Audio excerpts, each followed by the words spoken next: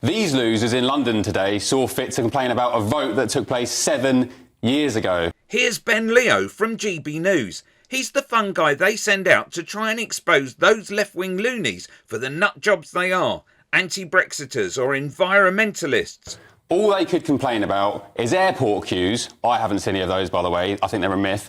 And bizarrely, how their tea cloths from Germany weren't getting delivered because of random custom charges. Here he is at the Rejoin Europe march. What do you miss about the EU, sir? Well, friends. What else do you miss about the EU? At least our politicians are voted for in this country. Ursula von der Leyen's no one elected her. Its operations are far more democratically run than in the House of Commons. Well, they've not audited their accounts for about 30 years. That's not very democratic.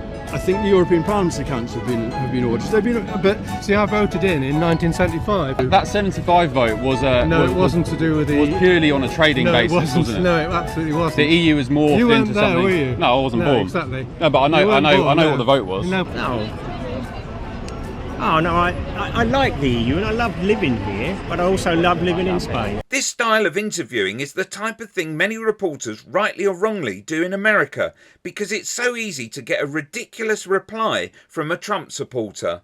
What do you think is more dangerous to the country, drag or guns? Drag, for sure. How come? It's poisoning the youth. That's what's going to run our country. It's scary. But guns is my right. Here, though, the reporter lets those being interviewed paint themselves into a corner, exposing the levels of ignorance that's just embarrassing to watch. Well, America was certainly great when we valued the nuclear family and family values. And do you think that Trump espouses that? I mean, we'll take him as an example. He's been married at least 3 times anyway that I can think of. What makes him the mouthpiece for all the things that you care about? And this is the problem with Ben Leo. He's trying to force those moments, questioning people with a certain level of knowledge, so gaps in their arguments aren't the hilarious reveals he hopes for. I'm Ben from GB News. GB News, thank you. Is Will or Reba here? Not really. I'm looking for Will or Reba or whoever's idea that was to invade Rishi Sunak's house. Like this time he invaded the Greenpeace offices, after they pulled a stunt at one of Rishi Sunak's many homes. I'm just going to make myself a cup of tea if that's all right. Who thinks Sunak's house invasion was a good idea? Anyone? What team do you guys work in? Are you press? Marketing? Who's the gigabrain that invented that idea today? And also, why don't you do it in China? Go to President Xi Jinping's house. Do you think you get the same reception? No? No answers. It totally falls flat. £1,000 a year for ideas like that. Are you going to apologise for what you've done today? What should I apologise for? For turning up at not just the Prime Minister's house, a private man's home where he lives with his family. Doesn't matter. Speak, does it? I will answer your Speak. question. Yeah. Defend it. Yeah, it was a peaceful protest, and the Prime Minister has allowed hundreds of new oil and gas licences. Finally, here's that tablecloth incident that Ben mentioned earlier.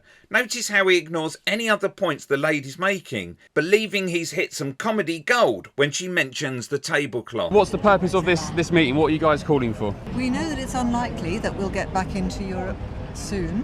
Yeah. But as somebody said in To Kill a Mockingbird, courage is when you know you're beaten but you keep going anyway. Okay. And I won't give up.